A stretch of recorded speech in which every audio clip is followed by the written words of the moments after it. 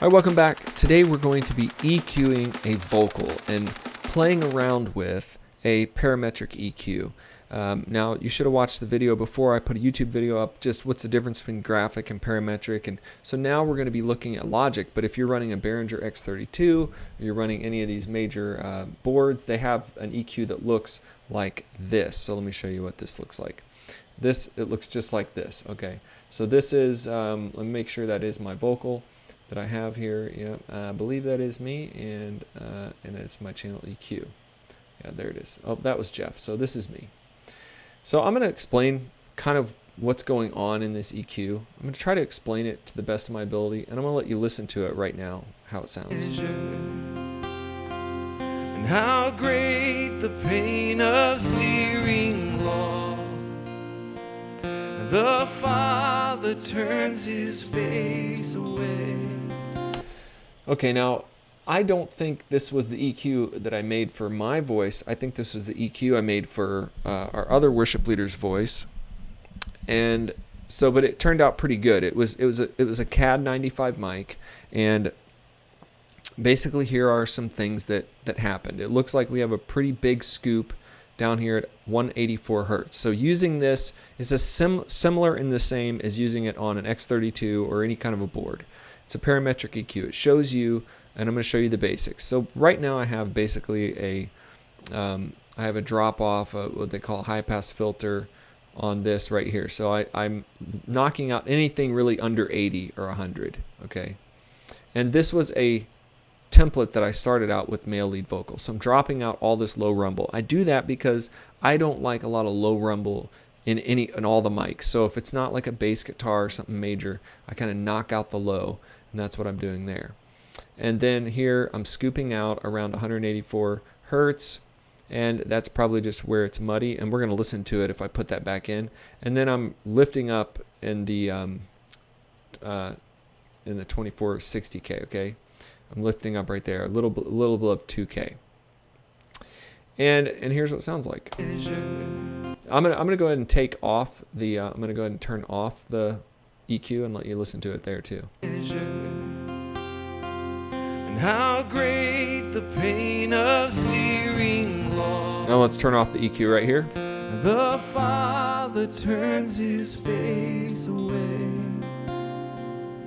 As wounds which mar the children. So when I turned off the EQ, it just got muddy. It lost a little bit of its brightness.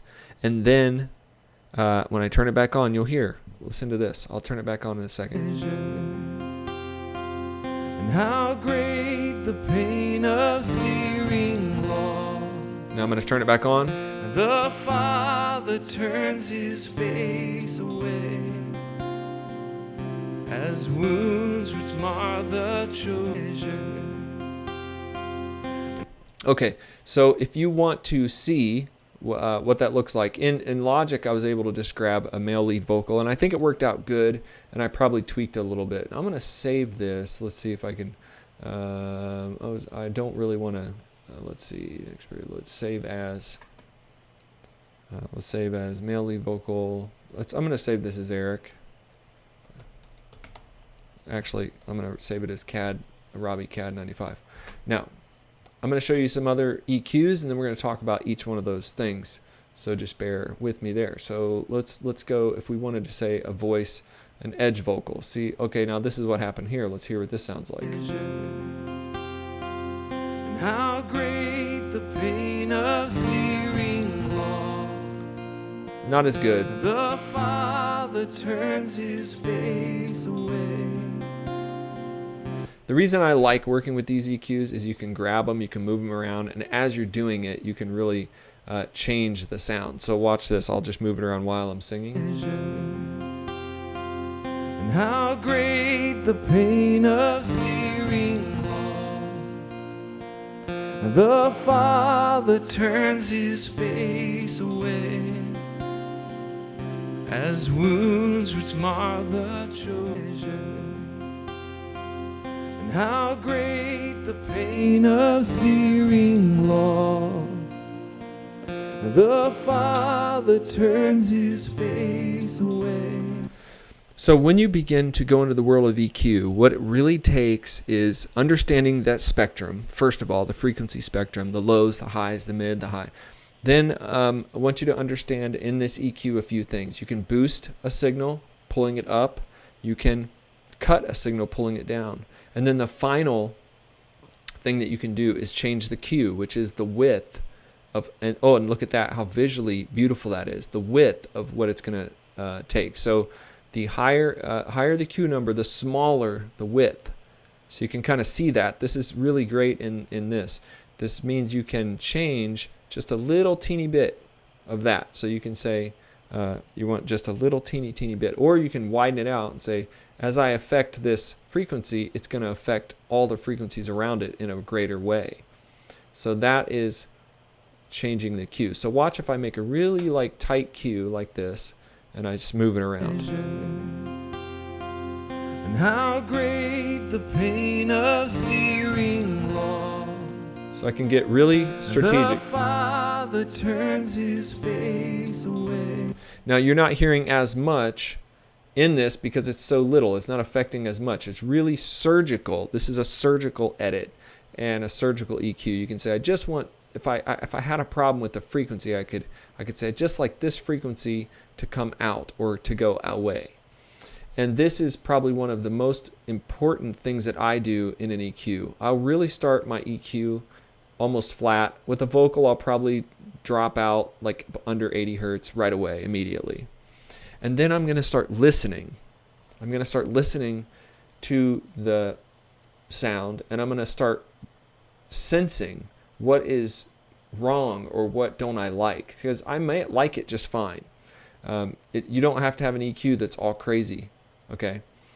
And then what I might do, I'll do this a lot, and this is the trick that I would use. I would sweep around and find what's bothering me. So if something's bothering me in this vocal, let's listen and see what's bothering me.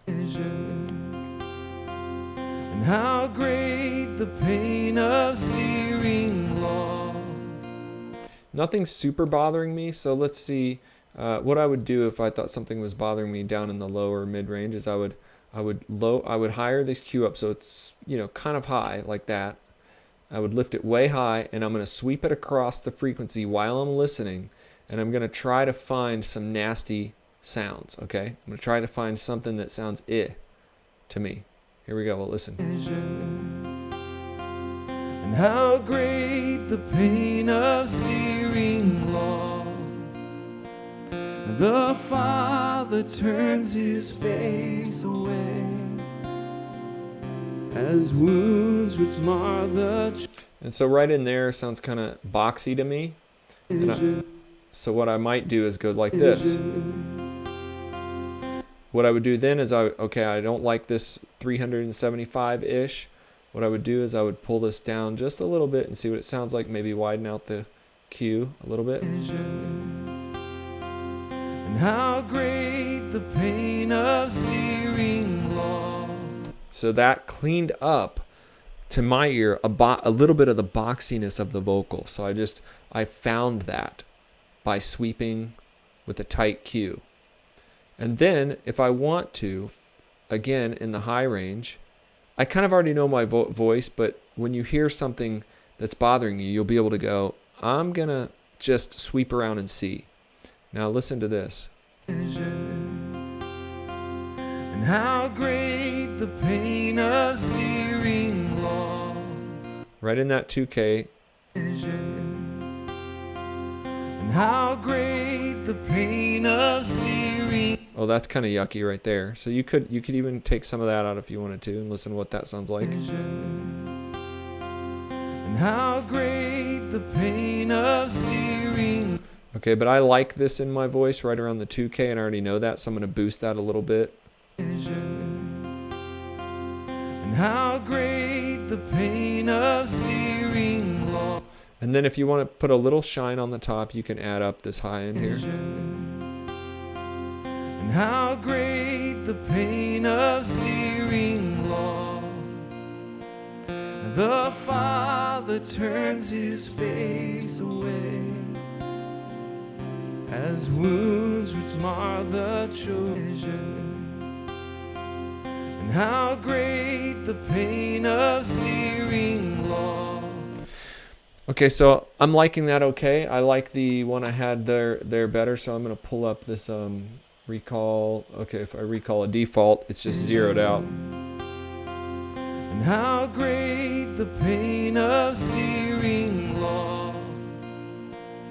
The Father turns his... Now, I do like this. It's a little bit bright, but that's okay because I want to cut through a little bit. So that's just moving around the EQ. So what I'm really doing is in a situation, and we'll do this on an acoustic guitar in the next video because acoustic guitars are very hard, and I have not EQ'd this acoustic yet. So as you've seen, I was cutting and boosting, I was widening and narrowing the Q, and I was sweeping across a tight frequency range across there to listen for junk. Okay, that's what I'm doing right here on this EQ. I have to stress that the less is better. Less is better. This looks a little extreme for me. If I was being safe, I might even be doing this. You know, just a little bit here and a little bit here. This mic sounds pretty good flat. I mean, just flat, zero, nothing. So if I just wanted to bring up the 2 or 3K just to give myself a little brightness, that would be good. But EQ is not going to look like, it's not going to, just so you all know, it's not going to look like this. It's not going to look like all kinds of, you know, I mean, unless it's just really off. It's not going to look, you know, like all weird, cranky like that. It's not going to look all funky unless you're doing some really specific things. If you want to just really, really, really get surgical and cut out a frequency, you can make your Q really tight and you can either cut it or you can raise it. And this you do a lot more like in recording, producing. If you got a really, really brightness or you got this little 800 sounds funny on somebody, you can just cut it out. You can cut it out a whole bunch like that. Or you can cut out a little bit until you're happy. But you don't want to carve up your EQ. As a beginner, you want to do a lot less carving and a little bit more gentle.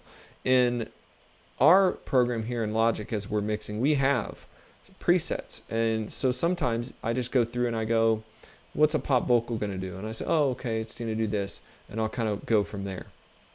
And then you can save, like you saw me in here, save EQs. All right, in the next video, we're going to do an acoustic EQ.